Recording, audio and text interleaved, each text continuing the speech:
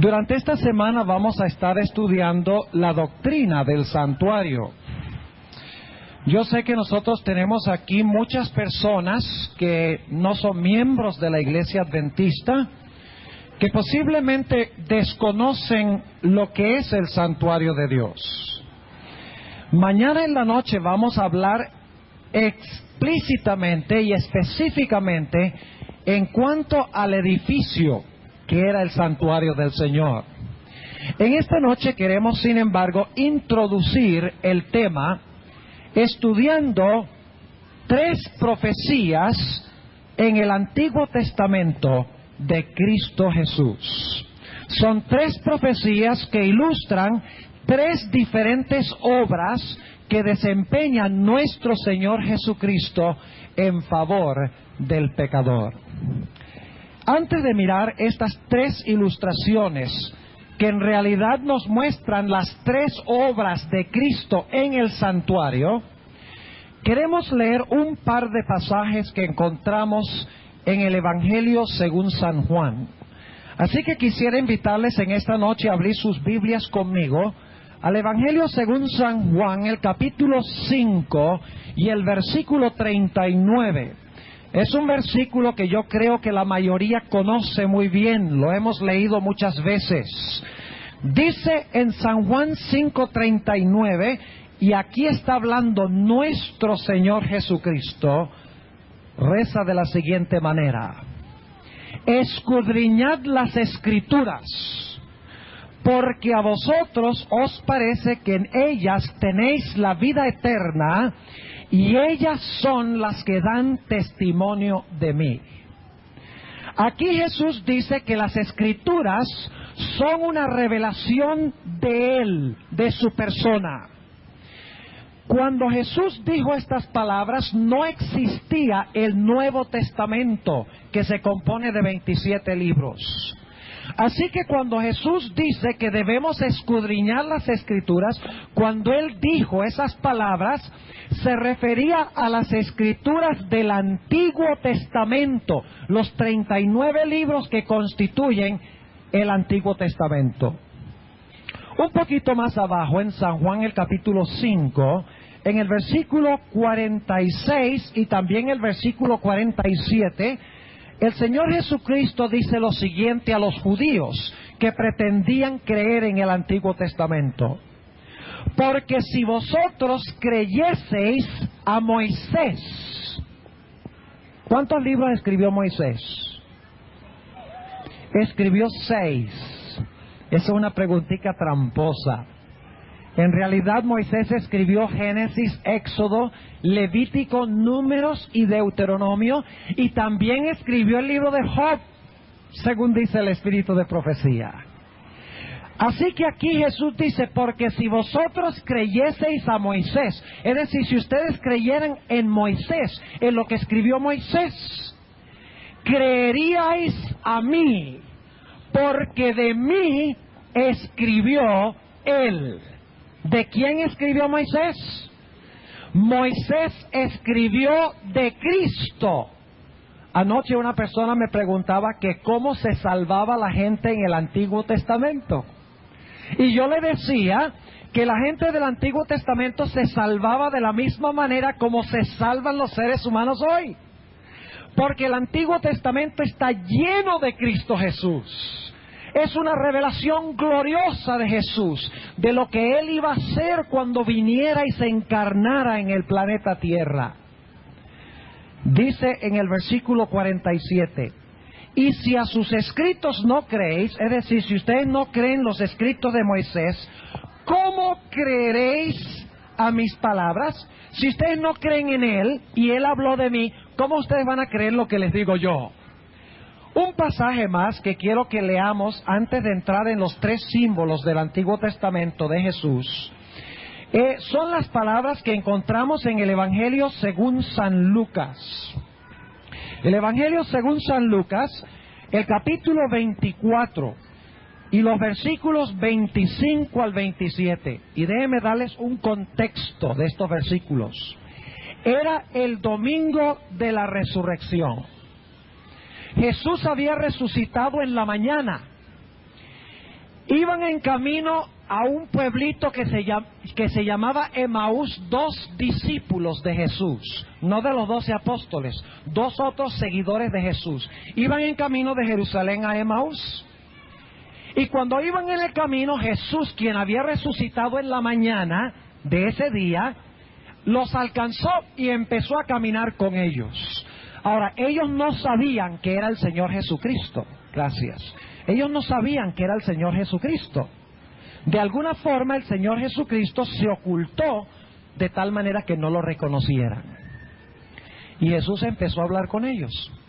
Y ellos le dijeron a Jesús, fíjese, nosotros creíamos que el que murió en Jerusalén iba a salvarnos, iba a salvar a los judíos.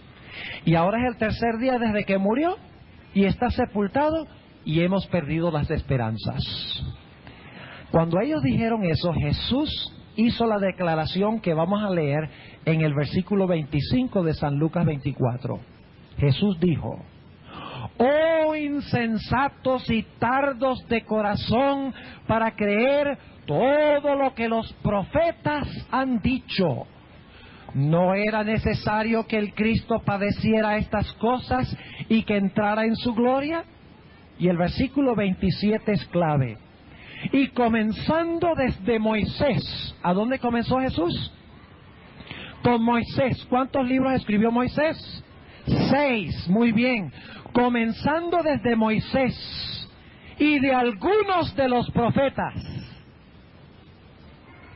¿Me oyen allá afuera?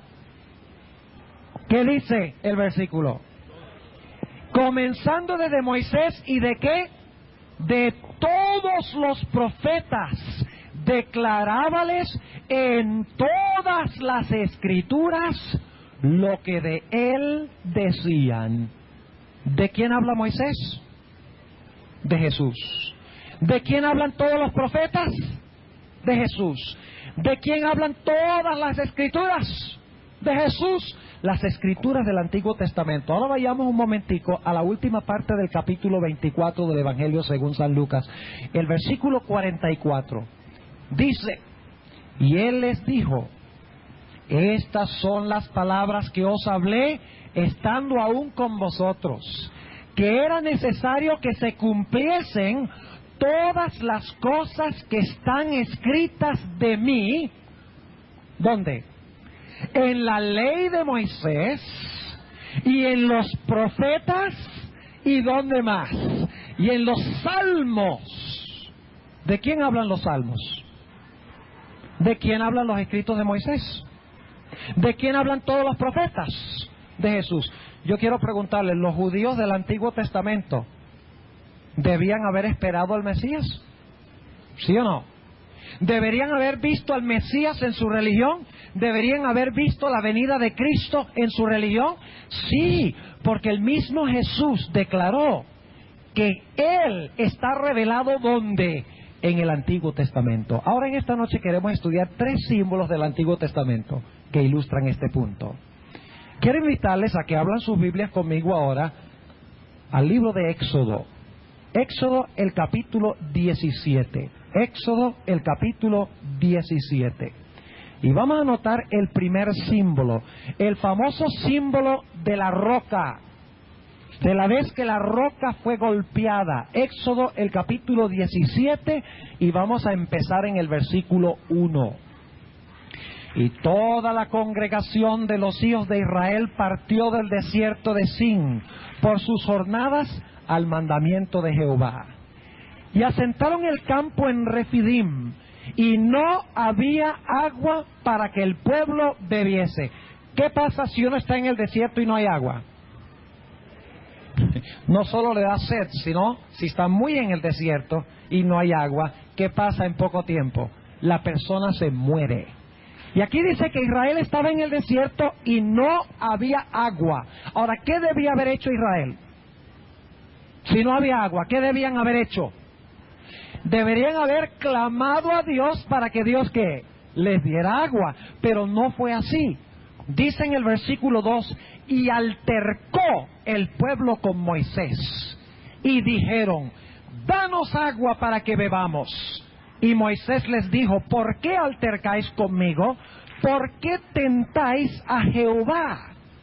Así que el pueblo tuvo allí sed de agua y murmuró contra Moisés y dijo: ¿por qué nos hiciste subir de Egipto para matarnos de sed a nosotros y a nuestros hijos y a nuestros ganados? Yo quiero preguntarles, ¿la murmuración es pecado? ¿Murmurar es pecado? ¿Murmurar contra Dios es un grave y grande pecado? Sí. ¿El pueblo estaba pecando al murmurar contra Dios? Claro que sí. ¿Merecía el pueblo agua? No. ¿Qué merecían? Merecían que el castigo de Dios cayera sobre ellos, que el juicio de Dios cayera sobre ellos por causa de su murmuración contra Dios. Dice en el versículo 4: entonces clamó Moisés a Jehová diciendo: ¿qué haré con este pueblo? De aquí a un poco me apedrearán. Versículo 5. Y Jehová dijo a Moisés: pasa delante del pueblo, y toma contigo de los ancianos de Israel, y toma también en tu mano tu ¿qué? Tu vara con que heriste el río, es decir, el Mar Rojo. Ahora yo quiero preguntarles, ¿había poder en esa vara? ¿Había poder en esa vara de Moisés? Claro que había poder. El poder estaba en Dios, pero había poder en la vara de Moisés. ¿Qué hizo la vara? Abrió y cerró un mar para que la gente pudiera cruzar, según la Biblia. Trajo plagas terribles sobre Egipto. Las aguas se tornaron sangre. Aparecieron ranas por todo Egipto. Moscas que inundaron la sociedad egipcia. Una oscuridad lóbrega a mediodía. Era una vara que había traído juicios tremendos y castigos tremendos de Dios contra los egipcios. Y Dios le dice a Moisés: toma ahora esa vara con que heriste el mar, esa vara con que trajiste plagas y azotaste con castigo a los egipcios. ¿Y qué debía él hacer? Dice en el versículo 6, muy importante: he aquí que yo estoy delante de ti allí sobre la peña en Horeb. Es decir, que había una peña en Horeb. Y dijo Dios que Él mismo se iba a parar ¿dónde? Él se iba a parar en la peña. Él se iba a parar, según dice aquí, en la roca de Horeb o en la peña de Horeb. ¿Y qué debía hacer Moisés? Moisés debía tomar la vara y con la vara debía ¿qué? Golpear duramente la roca. Ahora ustedes pueden imaginarse la escena. El pueblo de Israel se encuentra reunido delante de Moisés. Están delante de la roca, de la peña de Horeb. Y ahora Moisés levanta esa vara que había herido el mar. Y levanta esa vara que había traído plagas sobre Egipto. Y cuando el pueblo ve que la vara se levanta, ellos tiemblan de terror, porque creen que la vara de castigo va a caer sobre ellos. Pero de repente esa vara, en vez de caer en juicio sobre el pueblo de Israel, que merecía el juicio porque estaban murmurando y pecando contra Dios, en vez de esa vara caer sobre el pueblo en castigo y en juicio, esa vara cayó sobre la peña de Horeb y el que estaba parado sobre la peña, porque aquí dice que Dios mismo se paró sobre la peña de Horeb, y cuando la vara cayó sobre la peña y sobre el que estaba en la peña duramente, de repente sucedió lo increíble.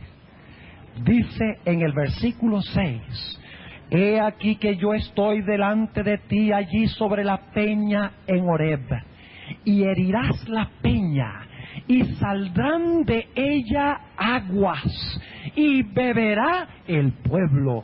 Y Moisés lo hizo así en presencia de los ancianos de Israel. Cuando la roca fue golpeada con la vara, el resultado fue que corrieron aguas vivas que refrescaron al pueblo de Dios. Ahora, ¿qué significa este episodio? ¿Qué representa la roca? ¿Qué representa la vara? ¿Qué simboliza el agua? Este evento del Antiguo Testamento fue dado para ilustrar algún aspecto del ministerio de Jesús, de lo que es Jesús para nosotros. Vamos a 1 de Corintios, el capítulo 10 y el versículo 4. 1 de Corintios, el capítulo 10, y vamos a leer los versículos 1 hasta el versículo 4. Noten lo que dice, relatando lo que pasó en el Antiguo Testamento. Dice el apóstol San Pablo, inspirado por Dios: porque no quiero, hermanos, que ignoréis que nuestros padres todos estuvieron bajo la nube, y todos pasaron la mar, y todos en Moisés fueron bautizados en la nube y en la mar, y todos comieron la misma vianda espiritual que se llamaba maná. Vamos a ver eso más adelante esta semana. Y el versículo 4 es el versículo clave. Y todos bebieron la misma bebida espiritual, porque bebían de la piedra espiritual que los seguía, y la piedra era Cristo. ¿Qué representaba esa piedra? Esa piedra era un símbolo de Cristo Jesús. La roca era Cristo, y en realidad el que se paró sobre la roca fue Cristo. Así que en el Antiguo Testamento tenemos la roca y lo que representa la roca parado sobre la roca. ¡Qué interesante! Ahora, ¿qué representa la vara? La vara, si ustedes leen varios pasajes en los Proverbios, van a notar que la vara representa castigo o representa juicio. Y relaté hace algunos momentos que esa vara juzgó a los egipcios, ¿verdad? Castigó a los egipcios porque no querían soltar al pueblo de Dios. La vara representa castigo, representa el azote por causa de los pecados. Yo quiero preguntarle a los padres, ¿para qué usan ustedes la vara? Para castigar a sus hijos que se portan bien, ¿verdad? Claro que no. La vara se usa ¿para qué? Se usa para castigar a aquellos que se portan mal y violan las normas y los principios del hogar. ¿No es así? Ahora, esta vara debía haber caído ¿sobre quién? Sobre Israel, porque ellos eran los que habían pecado. Pero la vara, en vez de caer sobre los culpables, cayó ¿sobre qué? Sobre la roca, y el que estaba parado en la roca cayó sobre aquel que era inocente de cualquier pecado. ¿Entienden lo que estamos diciendo? Ahora, ¿qué representa el agua? Vamos al Evangelio según San Juan. El Evangelio según San Juan, el capítulo 4, primeramente. San Juan, el capítulo 4. Y vamos a leer el versículo 13 y el versículo 14 para ver qué es el agua.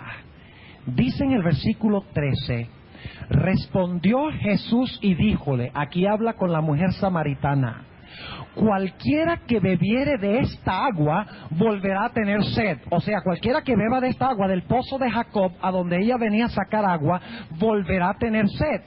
Pero luego dice Jesús: mas el que bebiere del agua que yo le ¿qué?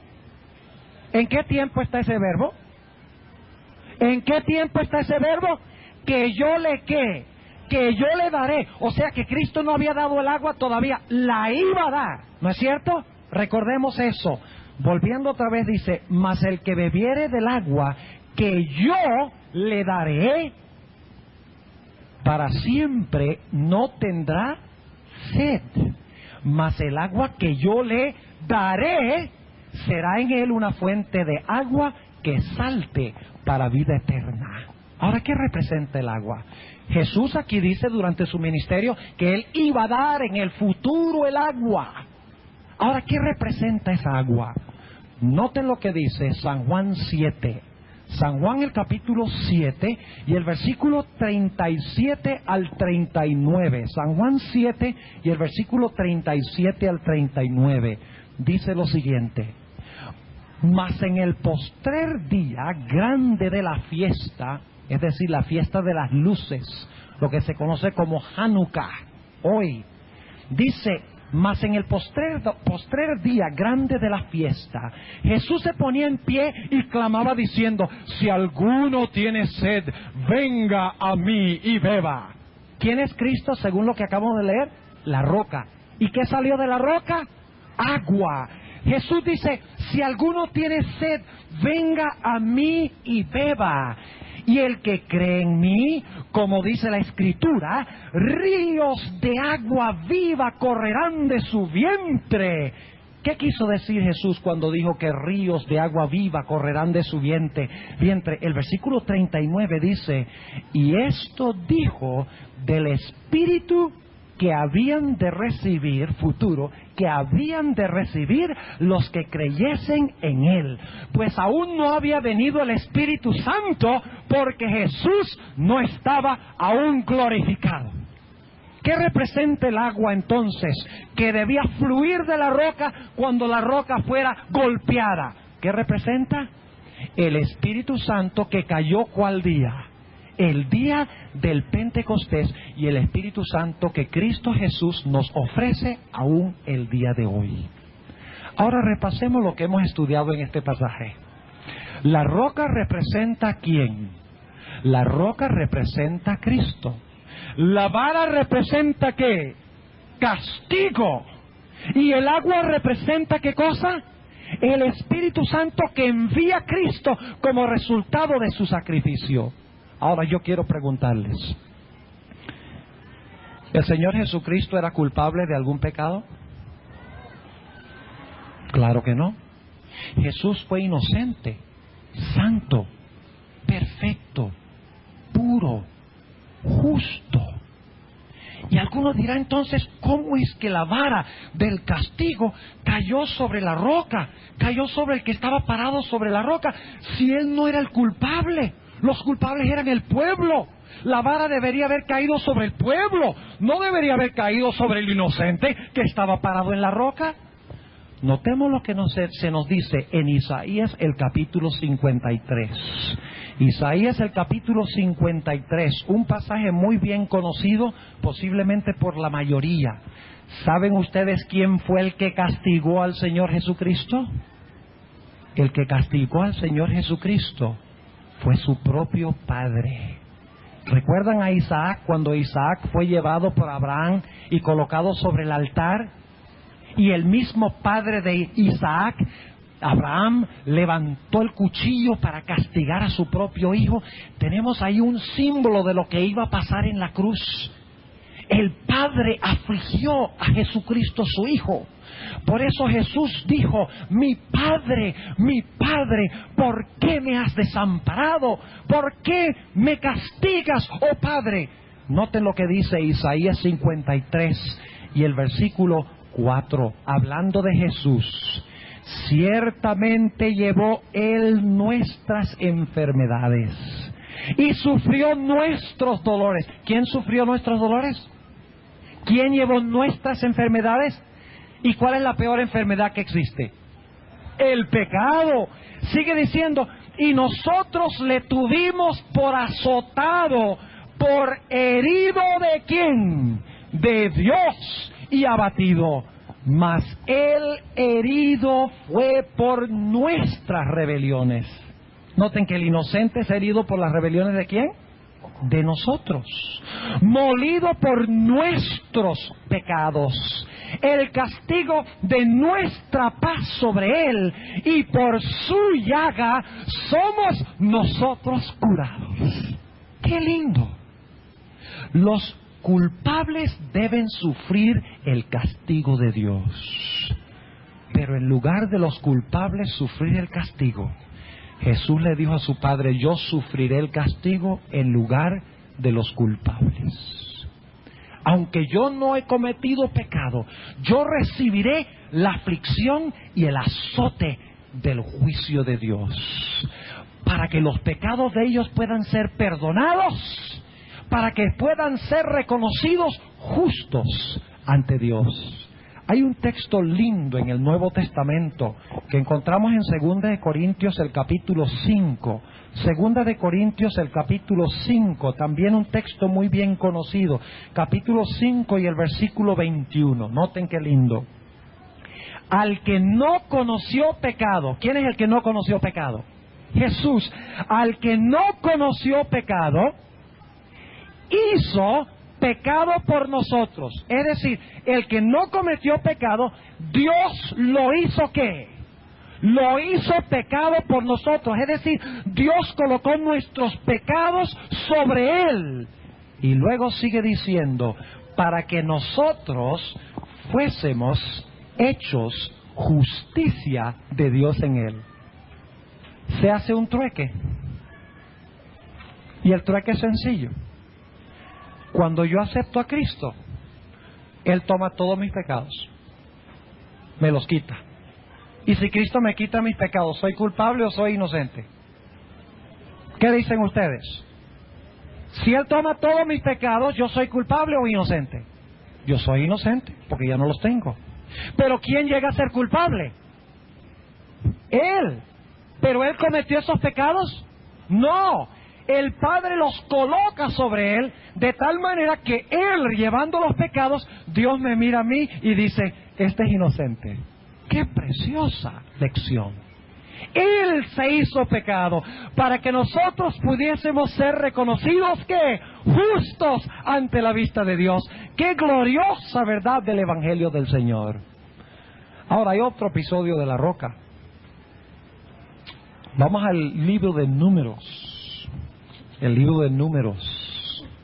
Y vamos al capítulo 20 de Números. Dice en el capítulo 20 y el versículo 1 lo siguiente. Y llegaron los hijos de Israel, toda la congregación, al desierto de Sin en el mes primero. Y asentó al pueblo en Cades, y allí murió María y fue allí sepultada. Y como no hubiese agua para la congregación, juntáronse contra Moisés y Aarón. La misma escena, ¿verdad? En otras palabras, porque no había agua, la gente se levantó contra los mensajeros de Dios. Versículo 3. Y regañó el pueblo con Moisés, y hablaron diciendo, ojalá que nosotros hubiéramos muerto cuando perecieron nuestros hermanos delante de Jehová. ¿Y por qué hiciste venir la congregación de Jehová a este desierto para que muramos aquí nosotros y nuestras bestias? ¿Y por qué nos has hecho subir de Egipto para traernos a este mal lugar? No es lugar de sementera, de higueras, de viñas, ni granadas, ni aún de agua para beber. Nuevamente el pueblo está haciendo ¿qué cosa? Quejándose. ¿Merece el pueblo ser castigado por su pecado de murmuración? Claro que sí. ¿Pero qué sucede? Noten lo que dice en el versículo 6. Y fuéronse Moisés y Aarón de delante de la congregación a la puerta del tabernáculo del testimonio. Y echáronse sobre sus rostros. Y la gloria de Jehová apareció sobre ellos. Y habló Jehová a Moisés diciendo, ahora escuchen bien, toma la vara y reúne la congregación, tú y Aarón tu hermano. ¿Qué debía hacer Moisés? Debía buscar su ¿qué? Su vara. Golpeada una vez. Ya la piedra había sufrido el juicio de la vara una vez. Ahora Dios le mandó a hacer algo distinto. Dice en el versículo 8, toma la vara y reúne la congregación, tú y Aarón tu hermano, ¿y qué? Y hablad a la peña en ojos de ellos, y ella dará su agua, y le sacarás aguas de la peña, y darás de beber a la congregación y a sus bestias. La segunda vez Dios le dijo a Moisés, no golpees la roca que ya ha sufrido el juicio y el castigo una vez. Dijo, habla a la roca. ¿Y qué hizo Moisés? Dice en el versículo 11 que Moisés estaba harto ya del pueblo. Entonces alzó Moisés su mano e hirió la peña con su vara, ¿qué cosa? 2 veces. ¿Por qué fue tan serio el pecado de Moisés? ¿Cuántas veces, según la Biblia, era necesario que el Señor Jesucristo muriera? Vamos a leerlo en el libro de Hebreos, el capítulo 9. Hebreos, el capítulo 9, dice que Jesús debía caer bajo el castigo de su Padre. ¿Cuántas veces? ¿Cuántas veces debía morir Cristo? Jesús murió una vez, y cuando murió una vez se encargó de todos los pecados de la raza humana, desde Adán hasta el último pecador de la historia. La muerte de Cristo se encargó de eso, muerto una vez en la cruz.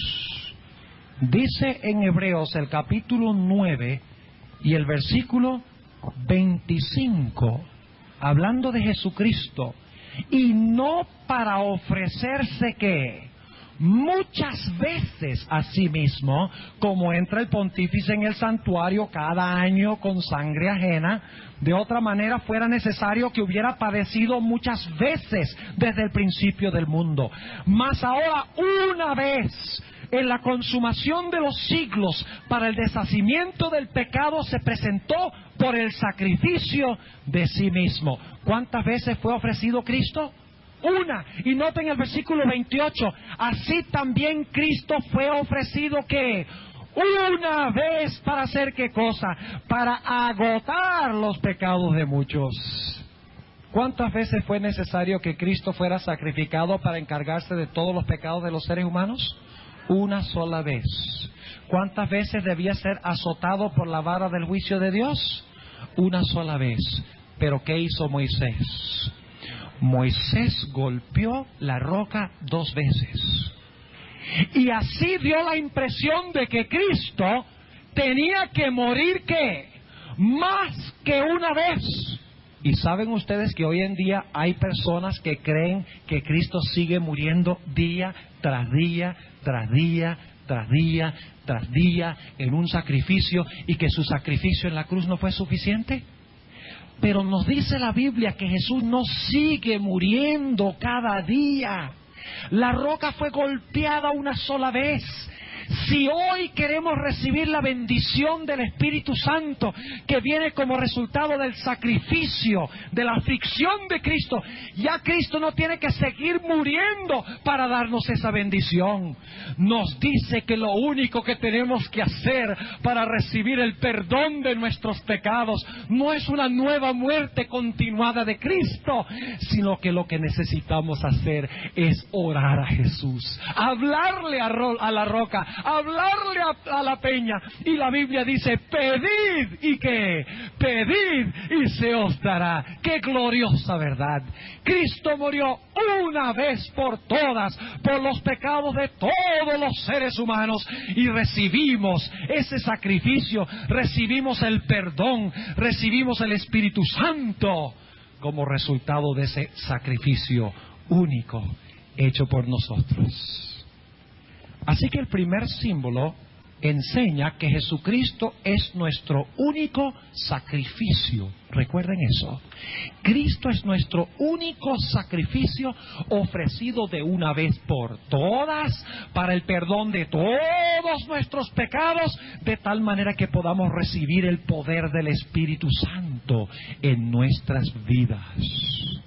Ahora vamos al segundo símbolo. No solamente enseña el Antiguo Testamento que Cristo es nuestro único sacrificio, nuestro único perdonador. No solamente nos enseña que Cristo murió de una vez por todas y que no necesita seguir siendo sacrificado. No solamente enseña que hablándole a Jesús hoy en oración, diciéndole: Señor Jesús, perdona mis pecados. No solamente enseña que Cristo nos perdona cuando clamamos a Él en virtud del sacrificio que ofreció de una vez por todas, sino que el Antiguo Testamento nos enseña otra preciosa lección en Génesis 28. Génesis, el capítulo 28. Una historia muy interesante, yo creo que ustedes la conocen. Es la historia de cuando Jacob engañó a su padre y le robó la primogenitura a su hermano. ¿Ustedes creen que eso fue pecado? ¿Ustedes creen que fue pecado que él se vistiera? Ustedes recuerdan la historia, tal vez para repasar, para aquellos que no conocen la historia. Jacob tenía un hermano que se llamaba Esaú. Y Esaú, siendo el mayor, debía recibir la bendición de su padre para ser el patriarca de la familia, que recibía muchas bendiciones, era el líder. Su palabra era ley, recibía la herencia del padre, recibía el derecho a ser el progenitor del Mesías que iba a venir. Tenía grandes privilegios la primogenitura.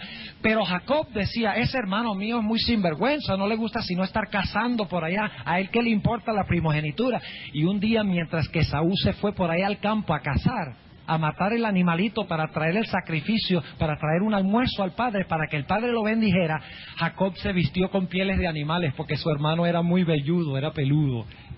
Y los vellos eran rojos, según dice la Biblia. Parece un oso, da la impresión la Biblia. Y Jacob, su hermano, se vistió con pieles de animales, posiblemente se echó un poquito de olor del hermano, y posiblemente también bajó la voz, y entró donde estaba su padre y dijo, Padre, he traído el sacrificio, he traído la comida para que pronuncies la bendición. Y el padre era medio ciego, según dice la Biblia, no podía verlo, nada más podía escucharlo, y le dijo, hijo, acércate. Y Jacob se acercó, le dijo, extiende tu brazo, y extendió el brazo, y el padre le tocó el brazo, la piel de los animales. Ah, sí, esos son los vellos de Esaú, porque parece que Jacob era lampiño, en contraste con Esaú. ¿Conocen esa palabra? Como David y el gigante Goliat. A David, cuando peleó con el gigante Goliat, no le salía ni bigote todavía, según dice la Biblia. Y así era Jacob. Era tierno, era un niño de casa, se quedaba allí con la mamá. Y el hermano decía, sé macho, sé cazador como yo. ¿Qué es eso de cuidar los animalitos en la casa?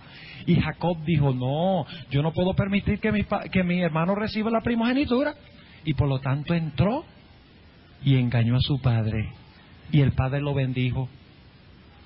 Y cuando su hermano regresó, poco después de que Jacob saliera, encontramos que el padre le dijo, siento mucho, hijo, ya le pronuncié la bendición a otro que vino, a tu hermano Jacob. ¿Ustedes creen que eso fue pecado de Jacob? Claro que sí. Mintió a su padre. ¿Acaso la mentira no es pecado? No dice, no hablarás falso testimonio contra tu prójimo, y es más contra tu padre, peor todavía, porque la Biblia dice, honra a tu padre y a tu madre. Además de eso, le robó la primogenitura a su hermano, quien tenía derecho a ella. Y la Biblia dice, no hurtarás o no robarás, quebrantó los mandamientos, y por lo tanto Jacob merecía el castigo. La Biblia nos dice que Esaú estaba enojado con su hermano y quería matarlo. Y por lo tanto Jacob tuvo que huir de la casa. Y dice la Biblia que huyó todo un día, corriendo, cansado. Y dice la sierva del Señor, en el libro Patriarcas y Profetas, que mientras huía estaba apesadumbrado y sobrecargado con un sentido del horrible pecado que había cometido contra Dios y contra su padre y contra su hermano. Y dice la sierva del Señor que iba pensando por todo el camino, mi pecado es demasiado grande para que Dios me lo perdone. La conexión entre el cielo y la tierra, entre Dios y mi persona, se ha malogrado, se ha cerrado. Nunca más veré el rostro reconciliador del Padre. Nunca más Dios me aceptará, porque mis pecados han causado división entre Dios y mí. Y dice la Biblia que Jacob, después de haber corrido todo el día, se acostó a dormir. Ahora, en el idioma hebreo, en el cual fue escrito el Antiguo Testamento, hay dos palabras para dormir. Bueno, hay más palabras, pero hay dos que son claves para lo que estamos hablando. Una palabra habla de un sueño tranquilo, el sueño del trabajador. Ustedes conocen que el libro de Proverbios habla, dulce es el sueño del trabajador. Ese es un sueño tranquilo. Pero hay otra palabra hebrea que quiere decir un sueño intranquilo y molesto. Es la misma palabra que se usa para hablar de la dormida de Jonás en el vientre del barco, cuando estaba huyendo de Dios. Un sueño intranquilo, un sueño con recriminación de conciencia. Jacob diciendo, nunca más habrá una conexión entre mí y Dios. Y dice la Sagrada Escritura que mientras dormía, Dios le dio un sueño precioso. Y quiero que lo notemos en el libro de Génesis, el capítulo 28 y el versículo 12. Génesis 28 y el versículo 12. Y soñó, y he aquí una escala, es decir, una escalera, que estaba apoyada ¿dónde? En la tierra. ¿Cuántas partes claves tiene una escalera? ¿Cuántas? La mayoría de la gente me dice que 3: cabeza, tronco y extremidades. Pero no es así. La escalera tiene 2 partes claves: la parte de arriba y la parte de abajo, porque la parte del medio se arregla sola si tiene la de arriba y la de abajo. ¿No es cierto? O es que ustedes pueden tener una parte arriba, luego una parte hueca y un pedacito abajo. ¿No pueden? Las partes claves de una escalera son la parte de arriba, que lo lleva a uno a la cima de donde uno quiere llegar, y la parte de abajo que está bien fundamentada. Es clave de que una escalera esté bien fundamentada en la tierra. Yo le digo, una vez me caí de una escalera, y yo sé que es muy importante que esté bien fundamentada en la tierra, y también sé que es muy importante que la escalera conduzca a donde uno quiere llegar. ¿No es cierto? Ahora, dice que esta escalera estaba ¿qué? Esta escalera estaba apoyada en tierra. O sea que había una parte de la escalera que estaba en la tierra. ¿Pero qué de la otra parte? Y su cabeza tocaba en el ¿qué? Tocaba en el cielo. O sea que las 2 partes eran la parte de abajo de la escalera arraigada en la tierra. La parte de arriba de la escalera alcanzaba hasta el alto cielo. ¿Y qué pasaba con la escalera? Dice en la última parte del versículo, y he aquí ángeles de Dios que subían y descendían por ella. Ahora, ¿qué representa este episodio? ¿Qué significa este episodio para nosotros? Dejemos que la Biblia misma nos lo diga. San Juan, el capítulo 1 y el versículo 51. San Juan, el capítulo 1 y el versículo 51 nos tiene la respuesta a esta pregunta. Dice lo siguiente en San Juan 1 y el versículo 51 en cuanto a esta escalera. Y dícele, aquí habla el Señor Jesucristo, y dícele, de cierto os digo, de aquí en adelante veréis el cielo abierto y los ángeles de Dios que suben y descienden sobre el Hijo del Hombre. ¿Qué representa la escalera? La escalera es el Hijo del Hombre. ¿Y quién es el Hijo del Hombre? El Hijo del Hombre es Cristo Jesús. Según nos dice San Juan, la escalera entre el cielo y la tierra es Cristo. Y sobre Cristo ascienden y descienden ¿quiénes? Ascienden y descienden los ángeles. Ahora permítanme preguntarles, ¿qué representa la parte de abajo de la escalera y la parte de arriba de la escalera? ¿Qué representa la parte o la base de la escalera? Está en la tierra. Yo quiero preguntarles, ¿hubo un tiempo en que Jesús habitaba solamente en el cielo? ¿Jesús existió antes de la creación de este mundo, sí o no? ¿Jesús es Dios según la Sagrada Escritura, sí o no? Claro, Jesús es Dios, y Jesús existió mucho antes de venir a este mundo, ¿no es cierto? ¿No es verdad que la Biblia dice en San Juan 17 y el versículo 5, Jesús ora y dice, Padre, glorifícame con aquella gloria que tuve contigo antes que el mundo fuese? En el principio era el Verbo, y el Verbo era con Dios, y el Verbo era Dios. Este era en el principio con Dios, dice la Sagrada Escritura. Jesús habita en el más alto cielo como Dios es un ser celestial. Pero la Sagrada Escritura dice que cuando vino el cumplimiento del tiempo, Dios mandó a su Hijo, y su Hijo llegó a ser ¿qué? Carne. Se encarnó, tomó un cuerpo humano, y el que había habitado en el cielo como Dios, ahora llegó y habitó entre nosotros como hombre. Como hombre, el Señor Jesucristo nos vincula a Dios con nosotros, y como Dios vincula a los hombres con Dios. Es decir, que en Jesús se distinguen dos características. Jesús es Dios celestial, Jesús es hombre juntamente con nosotros. Es decir, que en Jesús se reúnen dos cualidades: es Dios y es hombre. Como Dios nos acerca a Dios, como hombre acerca a Dios al hombre. Es decir, que ya no hay división entre el cielo y la tierra.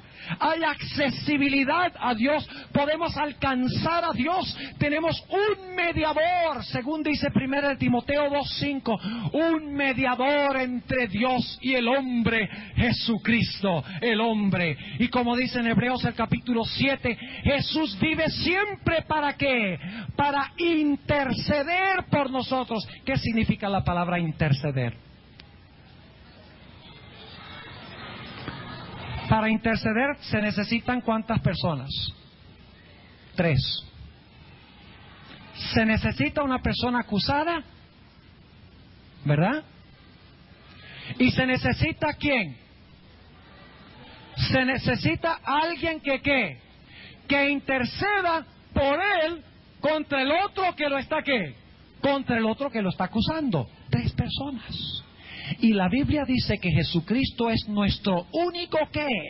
Nuestro único intercesor. El único puente entre el cielo y la tierra es Jesucristo. Sin embargo, yo les voy a hablar solemnemente.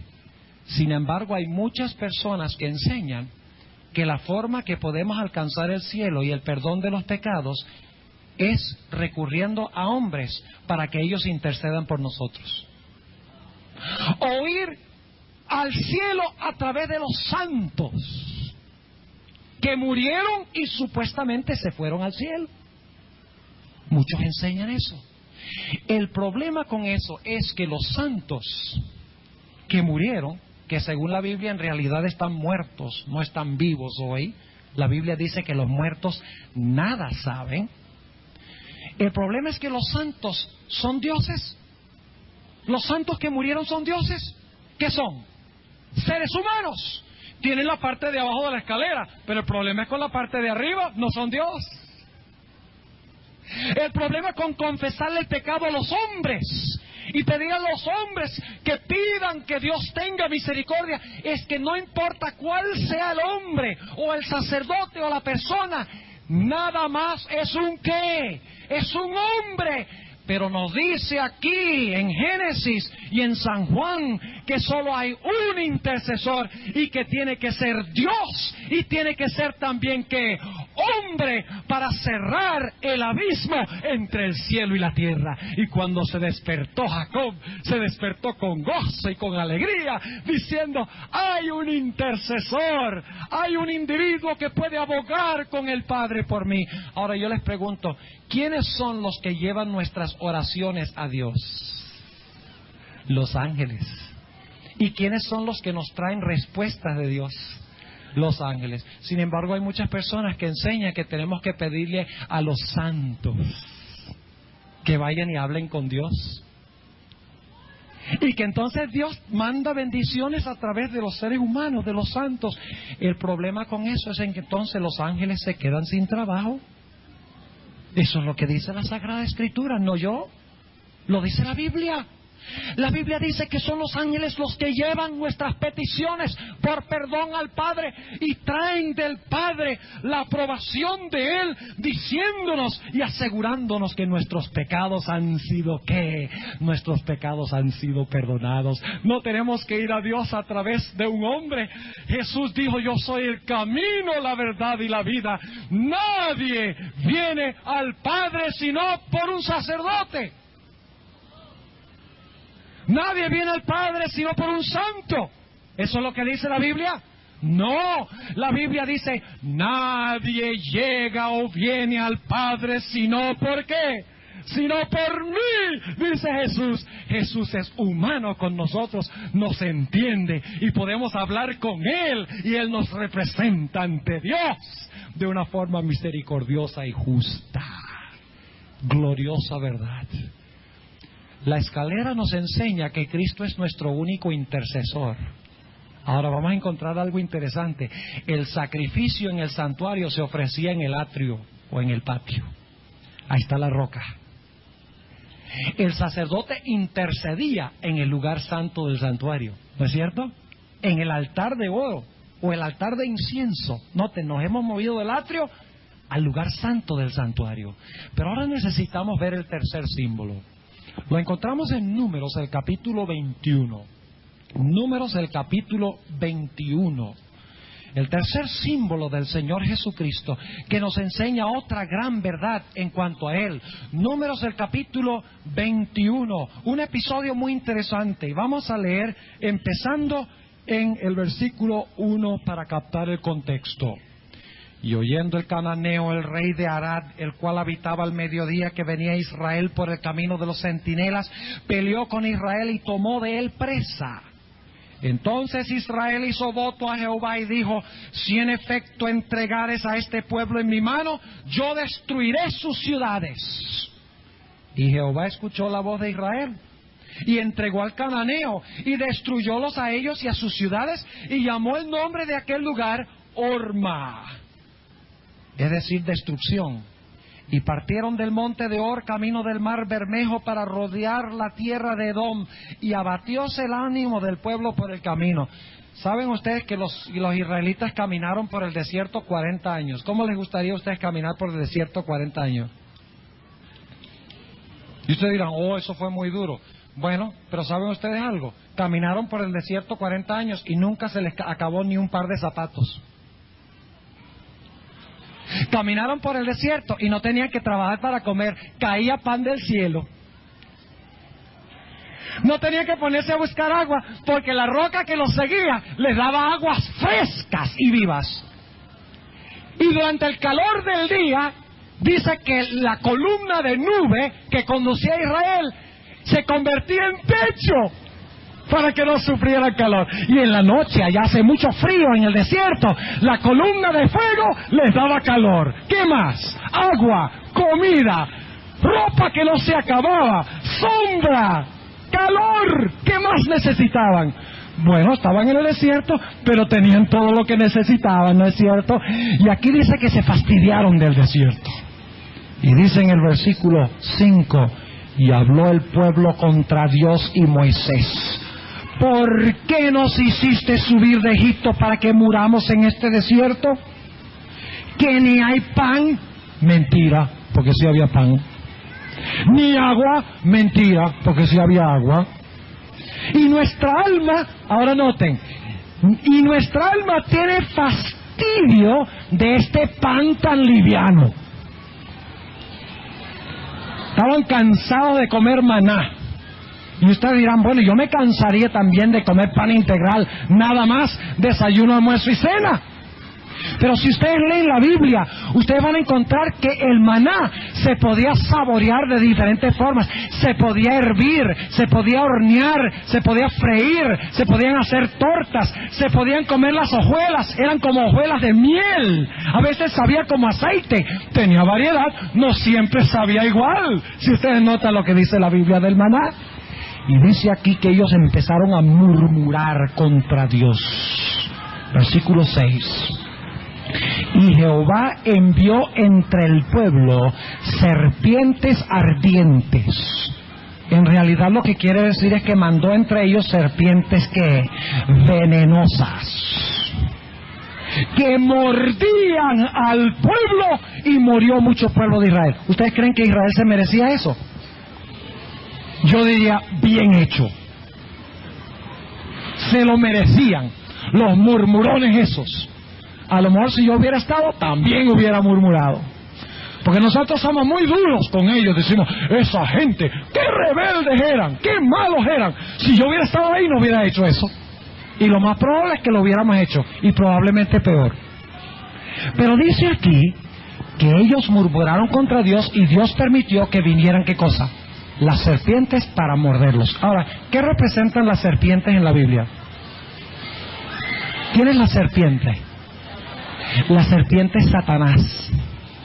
¿No dice el libro de Apocalipsis que Satanás es la serpiente antigua, el diablo y Satanás, el cual engaña a todo el mundo? Satanás es la serpiente. Y sus ángeles son, ¿qué? Serpientes con él. Y ellos nos llevan a cometer, ¿qué cosa? Nos llevan a cometer pecado. La serpiente es símbolo de Satanás y el pecado que lleva a los seres humanos a cometer. Es decir, que cuando salieron las serpientes para picar a Israel, era por causa de su ¿qué? Por causa de su pecado. Lo merecían morir por causa de su pecado. Pero ahora sucede algo. Dice aquí en Números 21, en el versículo 7, que el pueblo confesó su pecado.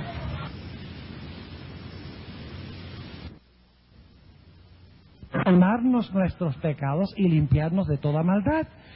Noten el versículo 7. Entonces el pueblo vino a Moisés y dijeron: pecado hemos por haber hablado contra Jehová y contra ti. Ruega a Jehová que quite de nosotros estas serpientes. Y Dios enseguida las quitó. ¿Están despiertos? Dios enseguida las quitó. Ahora, las serpientes representan las tentaciones, el pecado, el poder de Satanás para hacer caer al hombre en pecado. ¿Quitó Dios las serpientes? No, no quitó las serpientes. Cristo no quita las tentaciones.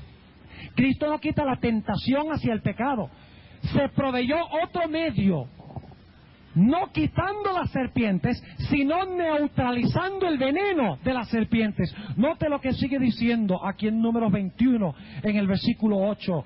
Y Jehová dijo a Moisés: hazte tú una serpiente ardiente también, una serpiente de bronce. Haz tú una serpiente también, y ponla sobre la vara, o sobre la bandera, es decir, ponla en un asta. Levanta esta serpiente en un asta. Y será que cualquiera que fuere mordido y mirare a ella, ¿qué? Vivirá. A pesar de ser mordidos, los que miraran a la serpiente iban a ¿qué? Iban a vivir, a pesar de que el veneno había entrado en su sistema.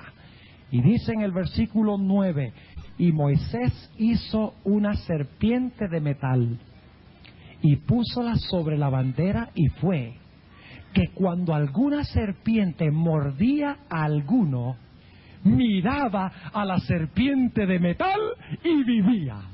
¡Qué tremendo! La serpiente neutralizó el veneno de las serpientes. ¿Qué representa todo esto? Vamos al Evangelio según San Juan. El Evangelio según San Juan, el capítulo 3. ¿Qué versículo famoso hay en el San Juan 3? ¿Qué versículo famoso? Juan 3:16, el más famoso de la Biblia. ¿Pero han leído lo que viene antes de eso? Noten el contexto. San Juan, el capítulo 3, y empezando en el versículo 14. Y como Moisés levantó la serpiente en el desierto, así es necesario que el Hijo del Hombre sea levantado, para que todo aquel que en él creyere no se pierda, es decir, no muera del pecado, como hemos visto en Números, sino que tenga, ¿qué cosa? Vida eterna, porque de tal manera amó Dios al mundo que ha dado a su Hijo unigénito, para que todo aquel que en él cree no se pierda, es decir, no perezca, sino que tenga, ¿qué cosa? Vida eterna. ¿Cómo se podía neutralizar el poder de las serpientes? Haciendo una serpiente. ¿Y qué representa esa serpiente? A Cristo levantado en la cruz. Pero ahora tenemos un problema. Esta espada, esta Biblia ha estado conmigo los últimos 15 años. Y por eso se le están cayendo las páginas. Pero es muy preciosa esta Biblia. Me tomó mucho tiempo marcarla y estudiarla. Si ustedes la ven, es una espada rayada. Porque una espada que no está rayada no ha estado en batalla. ¿Correcto? Una espada para que se vea que ha estado en batalla tiene que estar rayada. Y esta está rayada, inclusive se le está cayendo un poquito el filo. Hay que volverlo a meter otra vez. Gracias. Otro cassette para ayudarme aquí. Ahora, la serpiente representa a Cristo.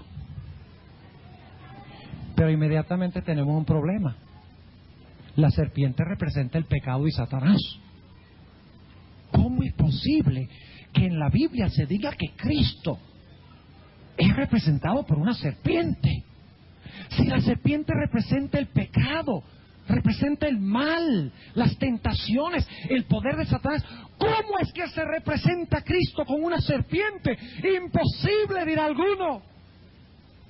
El texto que leímos al principio de nuestro tema: el que no conoció pecado, Dios le hizo pecado.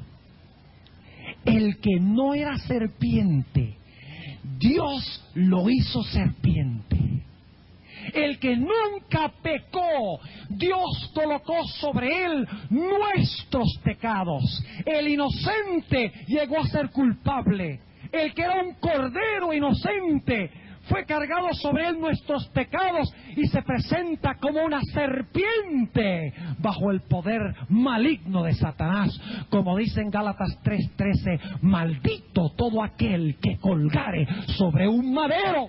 Y eso fue donde fue colocada la serpiente. Cristo se hizo pecado. Cristo, aunque no era serpiente, se hizo serpiente. Sufrió la tentación, cargó tus pecados y los pecados míos para que yo no tuviera que morir. Él pagó mi muerte para que yo pueda disfrutar de su vida. Gloria al Señor. ¡Qué gran verdad! Hay dos historias en el Nuevo Testamento que ilustran algo muy importante en cuanto a esta historia. Algunas personas dicen: oh, yo nunca podría vencer el pecado. Es imposible. Hasta que Cristo venga y me dé un cuerpo nuevo, yo voy a seguir pecando. ¿Saben que eso no es lo que enseña la Biblia? La Biblia enseña que cuando contemplamos la cruz de Cristo, hay poder que neutraliza el pecado, aun cuando vivimos en un mundo lleno de pecado.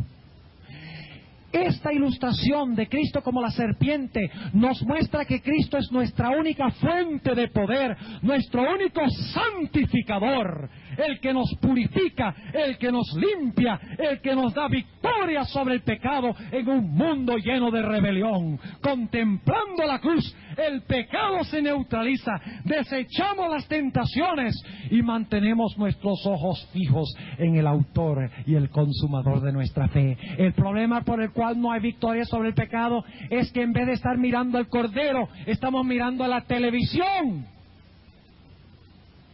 En vez de estar estudiando la Biblia, estamos viendo novelas y leyendo novelas. Y somos transformados a la luz de lo que nosotros vemos y lo que nosotros oímos. Somos lo que entra por nuestros sentidos. Miramos la cruz, hay poder para vencer el pecado. Miramos otras cosas, distracciones, perdemos el poder y morimos bajo las picaduras de Satanás y sus serpientes. Es interesante notar que en los evangelios tenemos dos relatos, que quiero concluir el tema con estos dos relatos, para ilustrar cómo Cristo es nuestra única fuente de poder para vencer el pecado. Dice la Sagrada Escritura que una noche los discípulos estaban en el barco, en el mar de Galilea, y estaba tormentoso el mar y ellos estaban llenos de miedo. Pero lo que les esperaba les iba a dar más miedo todavía. Porque dice la Sagrada Escritura que de repente en la distancia vieron a un personaje que venía caminando sobre el agua. Ahora, yo no sé cómo se hubieran sentido ustedes si estuvieran en un barco y de repente viene alguien caminando sobre el agua. Pero ellos vieron a este personaje glorioso, lleno de luz, caminando sobre el agua, y se llenaron de temor. Inclusive dijeron: ¡ay, un fantasma! Ve, ellos tenían esa idea de que los muertos siguen viviendo y se convierten en fantasmas. Una idea supersticiosa que tenían los fariseos de la época de Cristo, pero que no es parte de la Biblia. Dijo: ¡ay, un fantasma! Y se acercó más y más al barco hasta que finalmente oyeron una voz que decía: no temáis, yo soy. Enseguida San Pedro dice: ¡el maestro! ¡Es el maestro! ¡No temamos más! Y entonces dice San Pedro a Jesús. ¿Saben ustedes que San Pedro se hundió en el agua antes que saliera del barco? Antes de que saliera del barco estaba hundido. Y ustedes dicen: ¿cómo sabemos eso? Porque Pedro desde el comienzo dice: si eres tú. ¿Qué dijo el diablo en el desierto? Si eres el Hijo de Dios. Expresó duda. Y San Pedro dice en el barco: Señor, si eres tú, permite que yo salga y camine sobre el agua. Jesús le dice: listo, vente. Dice la Biblia que Pedro salió del barco. Óigame, y empieza Pedro a caminar sobre el agua. Y dice: ve, insólito. La gente esquía, pero necesita un barco. Pero aquí estoy caminando sobre el agua. Estoy haciendo lo imposible. ¿Quién ha visto algo así? Con el poder de Cristo se puede hacer ¿qué? Imposibilidades. Y miraba a Jesús y caminaba. Y de repente empezó a pensar qué estaban pensando los compañeros. Dice: ¿qué están pensando esos? Ellos nunca han caminado sobre el agua. Y se olvidó de que la única razón por la cual podía vencer y hacer lo imposible es porque tenía sus ojos fijos en Jesús. Y que si quitaba los ojos, lo imposible no solamente se iba a convertir en posible, sino que se iba a hundir en el agua. Al quitar sus ojos de Jesús, había poder para hacer lo imposible al mantener sus ojos en Cristo.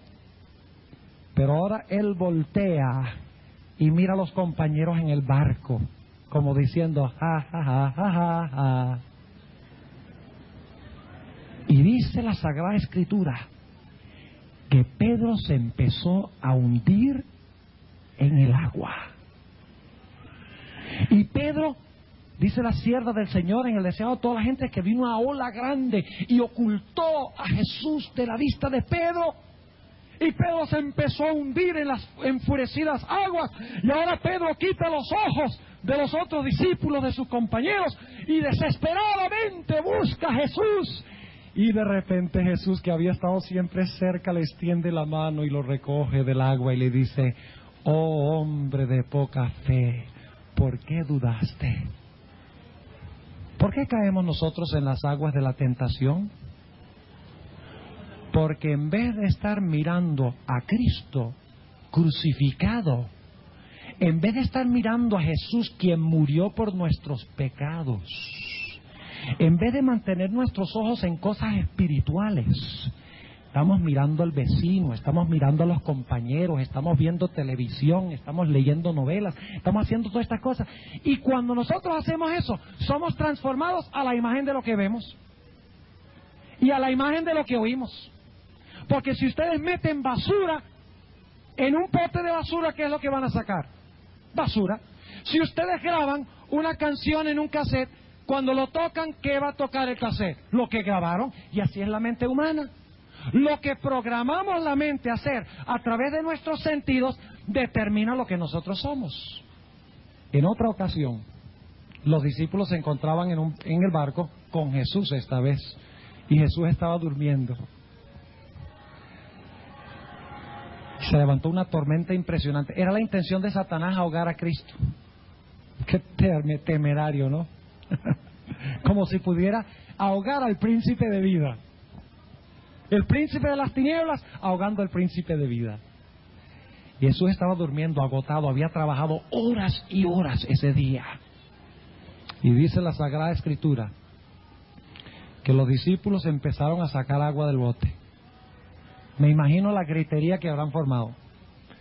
Mirando los relámpagos y escuchando los truenos y viendo las olas llenas de terror y de temor y sacando con los baldes agua, sacando agua del barco. Finalmente se dieron cuenta de que estaban perdidos, de que iban a ser anegados en las aguas.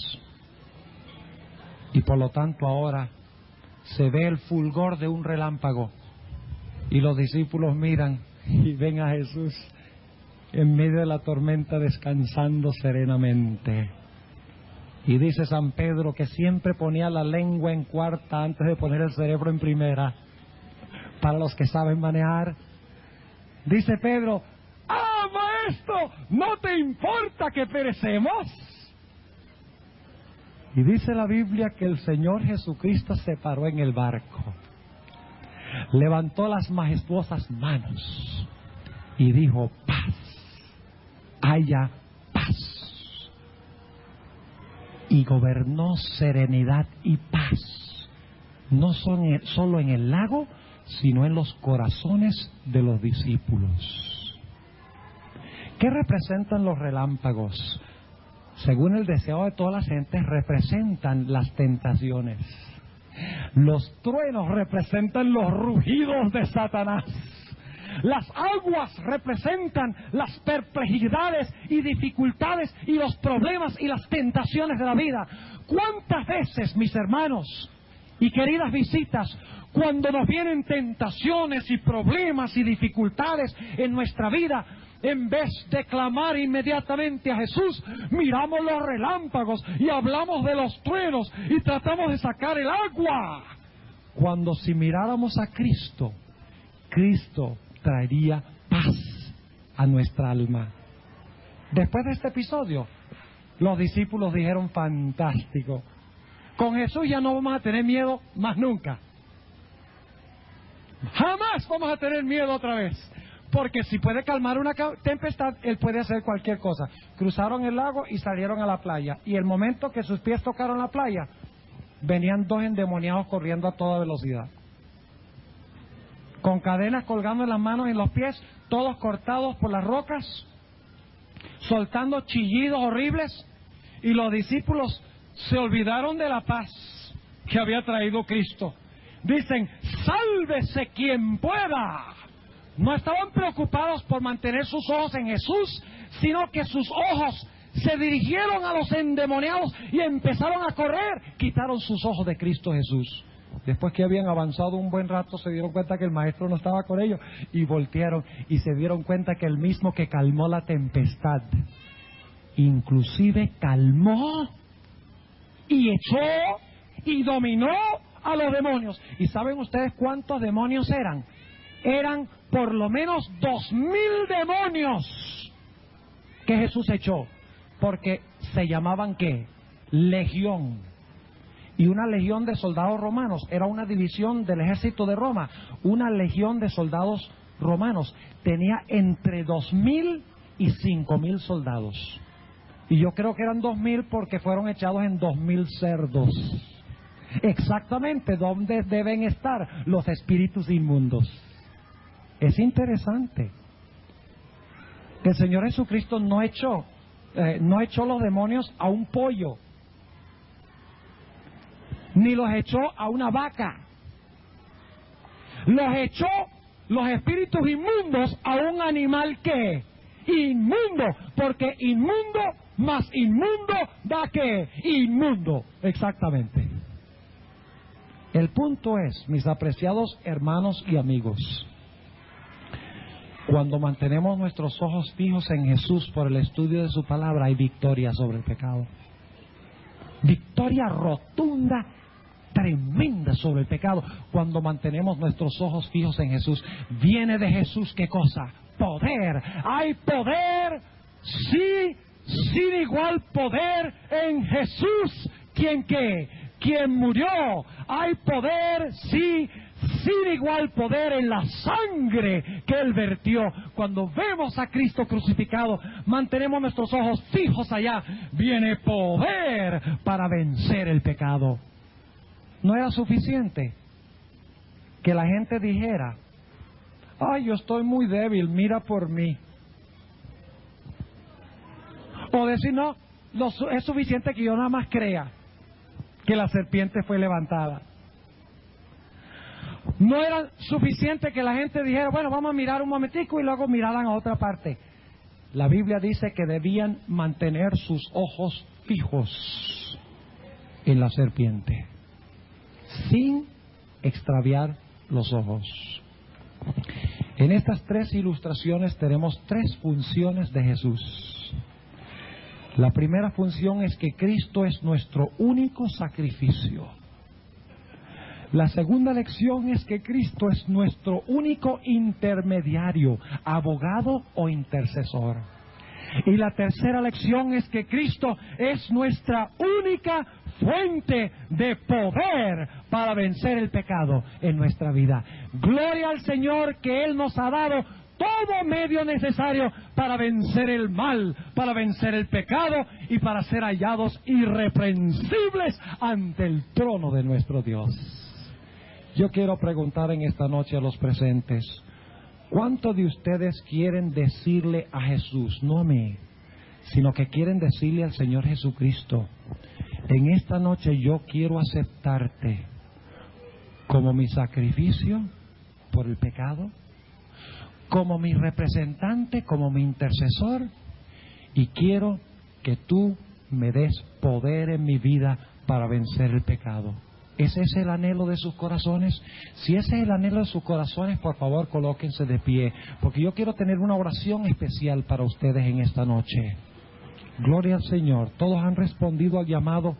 Que sea una realidad esta experiencia en nuestra vida. Oremos. Amante Padre Celestial, en esta noche hemos estudiado tres símbolos preciosos en cuanto a la obra de Jesús.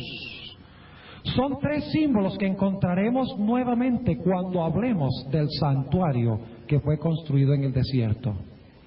Tú has visto la respuesta de cada uno de los presentes. Te quiero rogar, Señor, que tú satisfagas el anhelo de cada alma en este lugar. Que tú llegues a ser el sacrificio único y exclusivo de cada uno. Que llegues a ser el intercesor exclusivo de cada uno. Que llegues a ser la fuente de poder para vencer el pecado.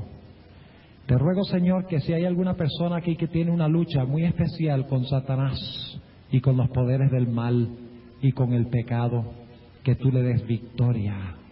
Te pido que si hay alguna persona presente que padece de una enfermedad, no solo espiritual, sino física, que tú sanes esa enfermedad por medio de tu poder, si está en armonía con tu voluntad.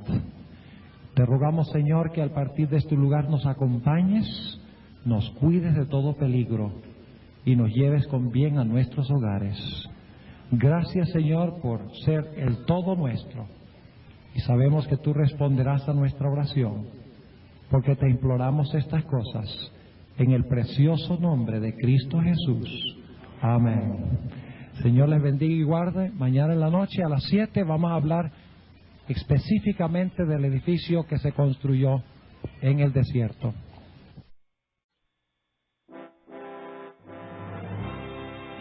Agradecemos al Pastor Bohr por su valioso aporte a la proclamación del mensaje adventista. Visite su página en internet www.secretonfield.org. La grabación de este tema en formato digital es un servicio del Ministerio Evangelio Eterno. Para obtener gratuitamente estudios selectos de la Biblia y de los escritos del linaje de Juan, o para solicitar nuestras publicaciones impresas, diríjase a www.hogarysalud.com y www.evangelioeterno.com.